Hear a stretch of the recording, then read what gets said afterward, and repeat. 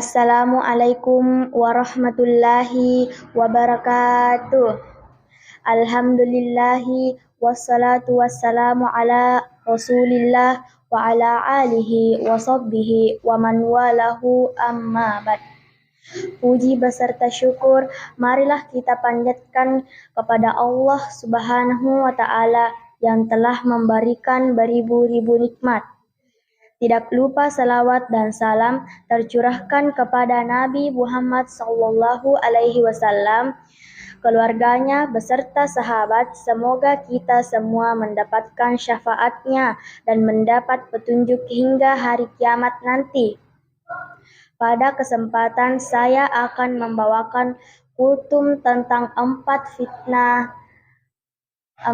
fitnah dalam surah Al-Kahfi. Surah Al-Kahfi bukan hanya untuk dibaca setiap hari Jumat. Lebih dari itu, ada banyak pelajaran berharga di dalamnya yang sangat patut untuk direnungi dan dihayati. Karena selain menunaikan kewajiban tilawah, seorang muslim juga seyogianya mentadaburi setiap ayat yang ia lantunkan. Di antara rahasia agung di balik sunnah membaca surah Al-Kahfi setiap Jumat adalah agar setiap insan menginsafi dan mampu menghadapi berbagai jenis fitnah. Dalam hal ini, yang dimaksud dengan fitnah adalah ujian terberat dalam kehidupan, mulai dari fitnah dalam beragama, fitnah harta, fitnah keilmuan, dan fitnah kekuasaan. Semua itu dibahas satu persatu dalam surah ini. Pertama, fitnah dalam beragama. Fitnah ini tergambar dalam kisah Ashabul Kahfi. Lihat ayat 9-26. Menceritakan 7 pemuda yang beriman melarikan diri ke dalam gua demi menyelamatkan akidah.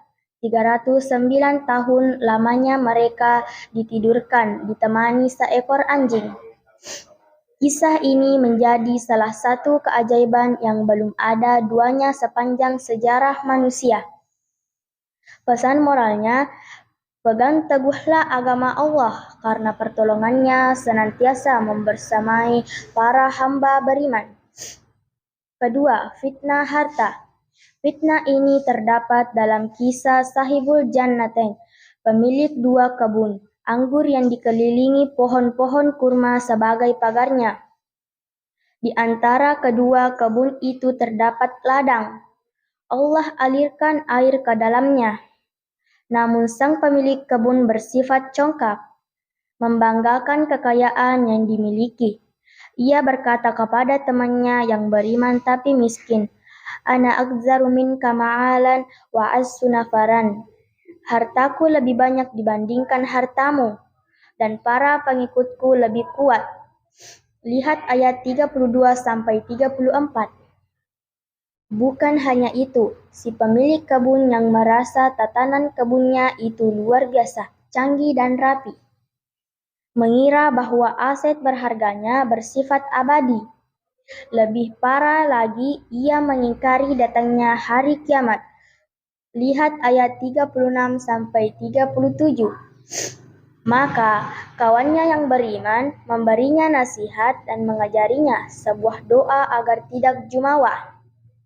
Setiap kali masuk kebun, berucaplah Masya Allah, la quwata illa billah. Kemudian, ending dari kisah ini, Allah menghendaki kebun anggur itu roboh, hancur, binasa. Barulah si pemilik kebun menyesali perbuatannya. Lihat ayat 42. Pesan moralnya, Allah memberi kekayaan kepada seorang bukan dalam rangka memuliakannya, tetapi demi itu mengujinya. Apakah ia akan bersyukur atau berbuat kufur? Ketiga, fitnah ilmu. Hal ini sebagaimana tersifat dalam kisah Nabi Musa bersama Nabi Khidir alaihissalam ayat 60-82. Dalam kitab-kitab tafsir disebutkan suatu ketika Nabi Musa ditanya oleh kaumnya, adakah yang lebih alim darimu? Kemudian Nabi Musa menjawab, tidak ada. Maka dari itu Allah menegurnya dan memberitahunya bahwa ada seorang hamba yang Allah ridai, dikaruniai pengetahuan yang lebih dalam daripada Musa. Maka demi mencari ilmu dengan ditemani seorang pembantu, Nabi Musa rela menempuh perjalanan selama berpuluh-puluh tahun. Al-Quran menyebutnya dengan kata hukubah yang dalam bahasa Arab tidak diketahui secara pasti berapa tahun, tapi bisa mencapai angka 80 tahunan. Dalam kisah ini, Nabi Khidir mempunyai pengilatan dan pengetahuan yang jauh melampaui Musa. Di antara pesan moralnya, masih ada langit di atas langit.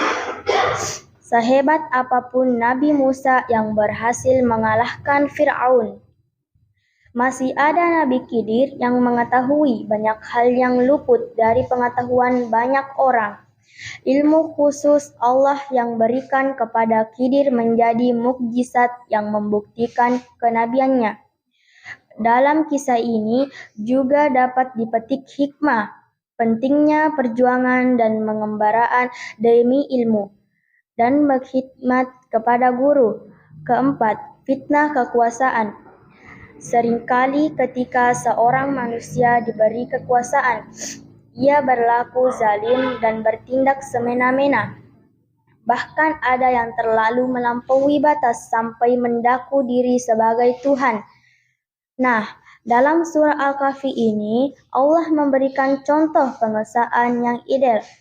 Berkumpul dalam dirinya sifat-sifat kebaikan, adil, bijaksana, berpengetahuan luas, dan gagah perkasa.